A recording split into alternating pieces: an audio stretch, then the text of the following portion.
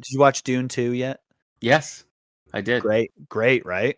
Oh man. Yeah, but man, those books go crazy. Yeah, Oh my gosh. So you know what's funny? That I think they're planning on doing a third, and then that's it, right? I I think heard so. that they were doing a 3. Meanwhile, Rebel Moon, they're like, yeah, we just launched.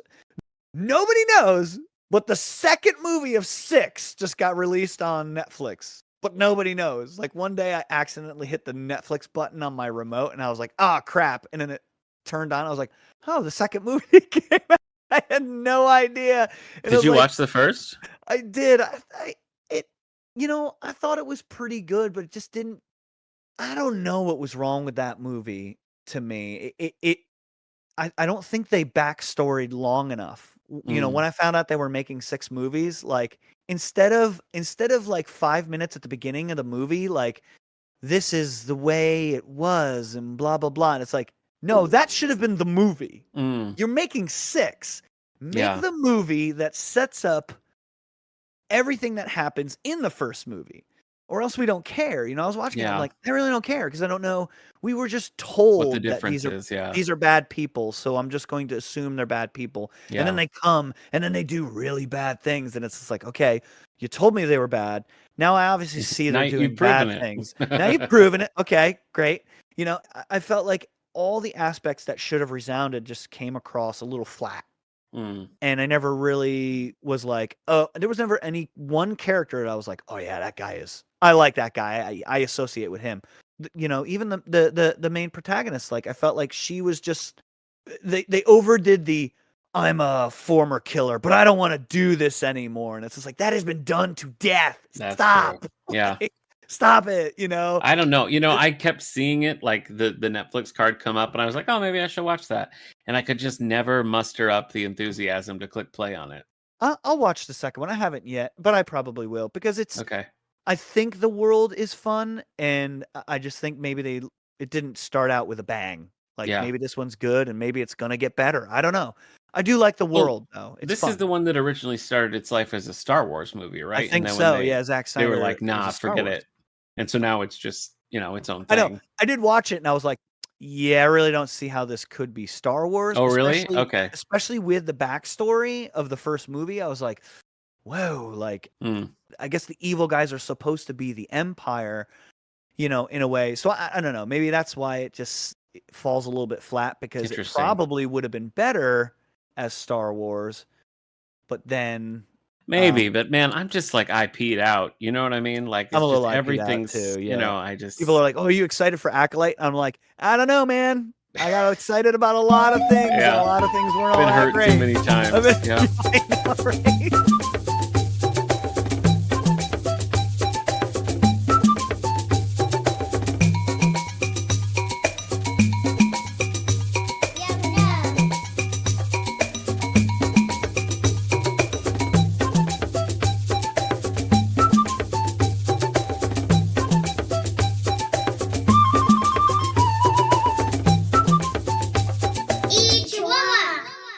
Welcome to This Endorian Life, a Star Wars podcast from the Radio Meanwhile Network. My name is Steve Rudd.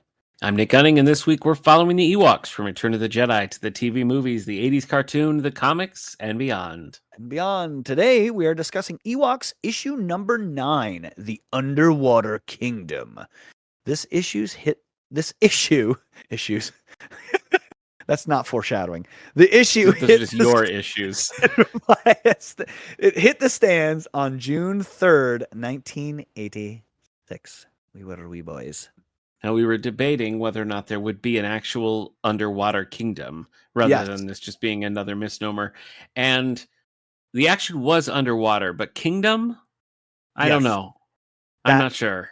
No kingdom, but definitely underwater. And then I thought it was funny that they chose not water underwater, but the overworld underworld. Yeah. Which I thought, I was like, oh, it's going to be it's an underwater. But there was water action. So there was, yes. Underwater things do happen.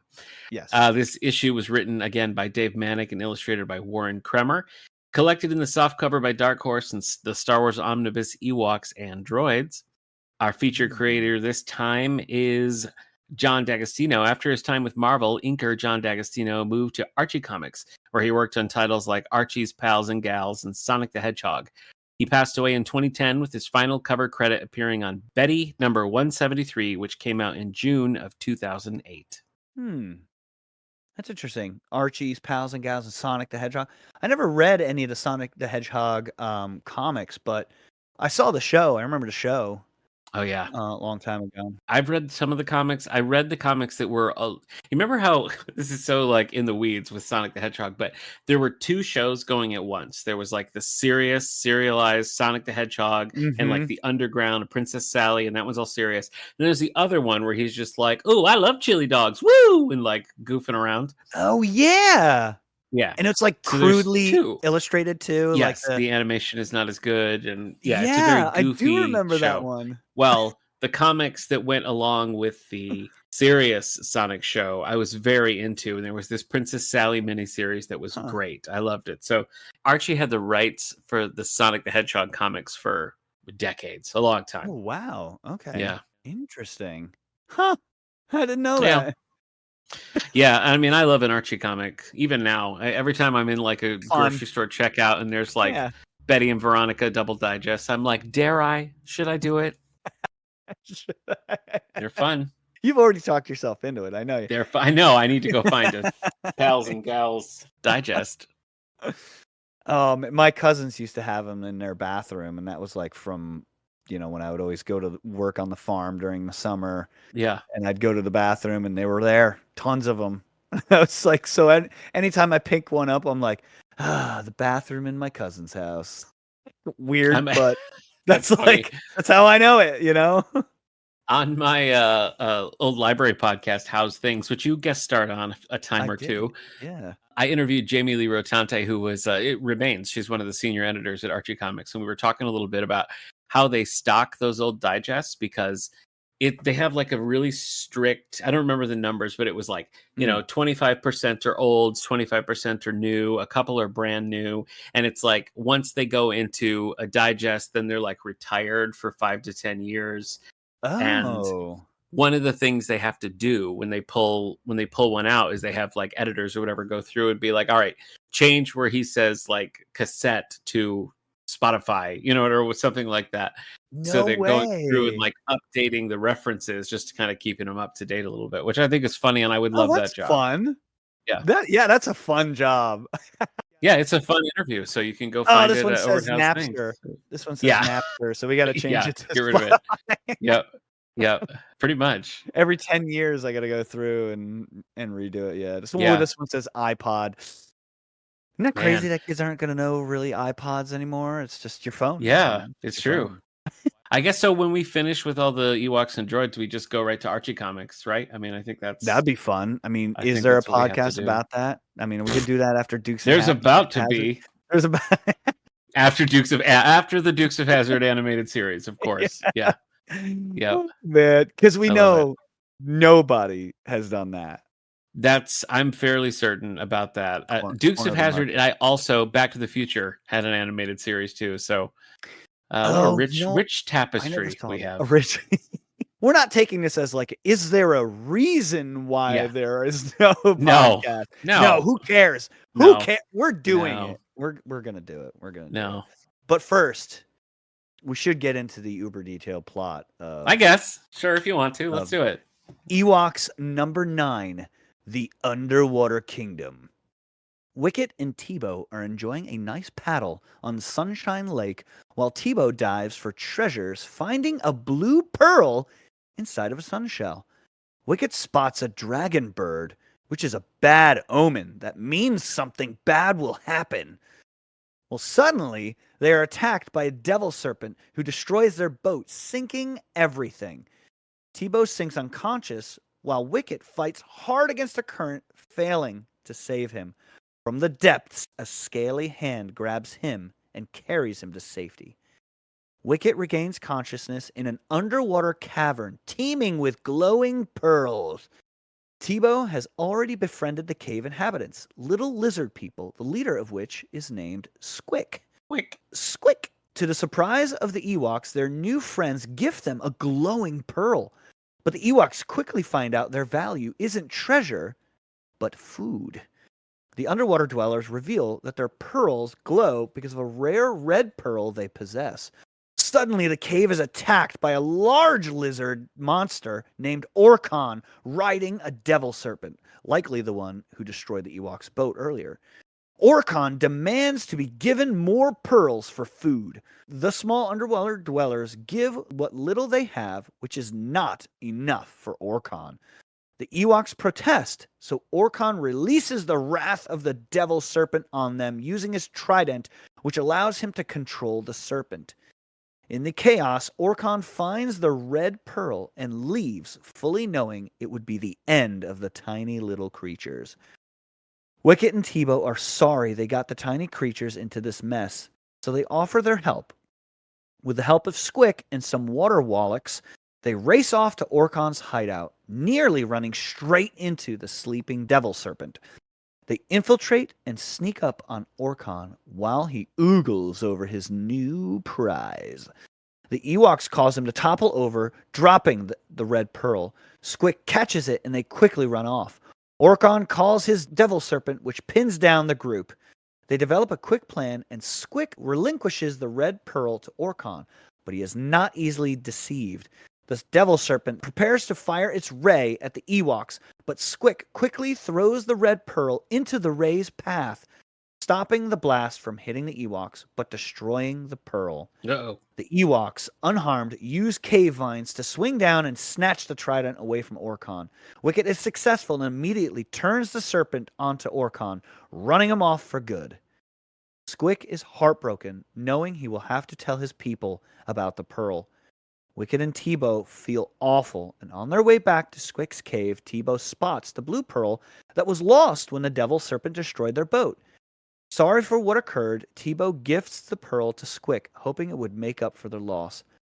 Suddenly, the food pearls all throughout the cave began to glow even brighter than ever.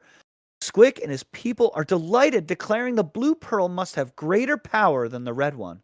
Before they leave, Squick offers the Ewoks a pearl, but they decline, saying they've had enough pearl for one day. Roll credits. It's a pretty short-sighted of Orkan to take the pearl when that's what's making his food grow. So I did think that. I don't think he knows that that's how the food grows. I think it was, when they're like, no, don't take it, it'll be our doom. He's like, yeah, I don't care, or something, like, as he's like disappearing in the water, which is pretty epic. That's a good point. I guess I didn't really take Orkan as a reader. You know what I mean? He'd probably just living life. This is kind of like a Seven Samurai scenario we have It here. is. This is a very, to me, I was like, yeah, I've seen this story many times. Yeah. So I thought that was kind of fun. I wondered too with the pearls if they were, because I don't think it's light necessarily, but whatever aura that the red pearl was putting off was okay, but the blue pearl ended up being much stronger. And I wonder if that was supposed to parallel like stars, because like a blue star is healthier and younger and stronger and hotter. Interesting. And a red star is, on its way out. Yeah, because the red star, they like glowed. Yeah, the red star made the food grow okay, but the blue star was like supercharged. Yeah. That's interesting. Maybe that's a light or something. I just wondered. That's a cool thought. I didn't really think of that. I wonder if there was like a astronomer that was just like, oh yeah, I'm gonna make it blue because of the blue dwarf, which is more powerful. Maybe. That's a cool point. That's a cool point. I think it's fun that it was like they didn't think it would do anything, and even Squick and his people were like, "Oh, thanks, Great, appreciate it." And then they were surprised, like they weren't immediately like, "Whoa, you found a super rare, ultra powerful blue one." I thought it was good. I really enjoyed this one. Even though I was like, the story we've seen this before. Just put a soldier's uniform on him, put a samurai uniform, put a cowboy uniform. Yes. Like we've seen this before, and it's still like I've seen A Bug's Life. I don't need to see this again. We literally saw that like 2 weeks ago. The kids wanted to see it again. Yeah. And I There was you like, go. "Oh my gosh, Yeah. this is totally the Bug's life." I'm gonna say that this is the smallest cast we've ever had, because we've Yeah. commented before and we're not seeing a lot of the characters, but just Wicket and Tebow, I don't think we've ever gotten that low Yeah, we had more character-wise, have we? creatures than actual Ewoks. Yeah, new creatures and named creatures, Named which was creatures, kind of yeah, what was interesting. that? It was you got the devil serpent, you had the, dragon bird, which I thought was interesting that they didn't just bring back like, "Oh, shoot, a condor bird," Yeah. like, something that they've used before, it was just completely made up, dragon bird. I will say I'm a little disappointed, or maybe I'm not remembering right, but the cover has Wicket riding like a little, it's almost like a Yeah, seahorse it's like kind of thing, seahorse with a and saw blade nose kinda thing, that's a Wallach. does that ever happen? Yeah, yeah, those are the Wallachs, Oh, right, okay. the Wallachs Yes, that you're they right. ride. The cover makes them look more seahorsey and they're green, and the internal They're pages, like they look more and elongated they're like pink. and they're pink. Yeah, Yeah, okay, so you do that you makes see a sense. version of That does make okay, sense why you mix that up because it is. alright, yeah. But it also seemed to me like Orcon and these little creatures are the same species, like same tail, same fin. I did get that too, that I looked at it, they are a little bit different, but I thought, "I wonder if this is, like, just the kids," and then I waited for it to Yeah, I be wondered that like, too. "Oh, no, he's like, the evil uncle," or something. Yeah, right, yeah. But, no, he was just different, just bigger. Yep. I Interesting don't how that worked. I don't think we've explored water with the Ewoks, like, at all. Really not, yeah. I mean, like, splashing around in the streams and stuff, but, like, actually doing, like, an underwater adventure, I was pretty pleased with the way that they, followed through on that promise, because I thought it was cool. I like seeing their boat, I like the whole Yeah. idea of them sort of diving for these, pearls and stuff. I really enjoyed this one. I did think it was fun when at the very beginning, he was just like, "Oh, yeah, we really shouldn't be sailing here," and I'm thinking, "You're not sailing. You don't have a You're sail. not sailing. You don't have a There's no sail. sail." Like, Uh-uh. yeah, No way. like, paddling? Yeah. Okay, well, they weren't sailing, which is bad. So tell me something else bad from this. What is your Oak of Arc moment? I had to really think about something that was bad, and there was something at the very, very beginning that is left unfinished. There's no conclusion of what's with the dragon bird. Yeah. He goes, "Oh no, a dragon bird, a bad omen if I ever saw." And then a completely different animal from within the water, the devil serpent, attacks them. So it's just like, does seeing a dragon bird just mean bad things are going to happen? Yeah, I guess. Come on, Nick. Don't you know what happens when you see a dragon bird? Of course, if you see a dragon bird, obviously, yeah, you'll meet Orcon. So I caught myself at the very end going, yeah, I never really got to know what Where's that happened. dragon bird? Where'd that dragon bird end up? What about an Oak of Arc moment for you? Well, first of all, it's like they sort of muscle their way into this situation that Squick and the guys are handling, Mhm. and then like they make things worse for them as they want to do. And then when they go to fight Orcon and they use the red pearl as like Mhm. bait, and then it's destroyed, it's like, Yeah. well, if you guys hadn't have put your nose in, the pearl wouldn't have been destroyed at all. And I like the symmetry of bringing the blue one back and having the blue one be even better for them, but they had no way of knowing Yeah. that. Like they didn't know that's what it was going to be. Mhm. I guess I just thought that was kind of annoying that it wasn't like there was no clever angle to it. It was just like luck and It was just happenstance, kind of luck. and Yeah. I didn't like that. Yeah, it's like good thing that was not worthless. Yeah. Otherwise, they'd be dead. Yeah, which they could have So, resolved with like, "Oh, yeah, I know, like, your red one was destroyed, but, like, just this afternoon, I did find a blue one," and they'd be like, "Wait a minute, you found a blue one? We yeah, need to go back," and then yeah, that could have been it right. could have resolved that way too. Or just Tebow is like a little magician's apprentice. Like, give him a little knowledge. Have him be like, "Wow, the blue ones are the most rare, and they have such power." You know what I Yeah. mean? Like, but he's just sort of like, "It's pretty." So I did also like on the topic of the pearls.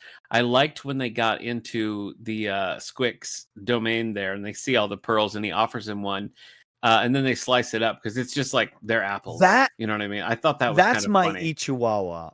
I loved Oh, that, okay, and let's I get in it really then. hope and Yeah, I caught it as like yeah, you're in the underworld now, underwater world, yeah, so all that stuff that you think is valuable to them is yeah, just food. And I thought, yeah. "Oh, Dime a that's dozen. Yep. so great that they're like, 'We need to Yeah. find this, it's so rare and valuable,'" and they're like, "What? Yep. No, you don't Yep. put it in your bag, you're supposed to chop it up and eat it," like, And it's just, I mean, it's not worthless to them, but it's like that trope of like one man's trash is another man's treasure, that like, you know, for them it was just food and it didn't have like a monetary treasure value to them. It was, this is what we eat. Yeah. And I thought that was funny. That's our thing. It's now, you're on Endor, but you are in a completely different world now. And I thought that was very clever that happened, because I mean, they do it all the time, right? Like, oh, we need to find the goji berries of the shrinking hills, and it's just like they're so rare, and it's just like, does everyone think that they're rare? I guess, you know, that's just your perspective. like I go there every Tuesday and have them. They're really not that rare, you know. Like, so it's just like, it's just funny to see that they, to them it was rare, to others it wasn't. It's like, that's lunch, man. You're holding that like it's like, you know, the most valuable thing ever. Yeah. I just thought that was great. That's clever. That's a good pick. Yeah, that was in the running for mine. So what was yours? Well, it's similar to the plant-based plots here that we're having.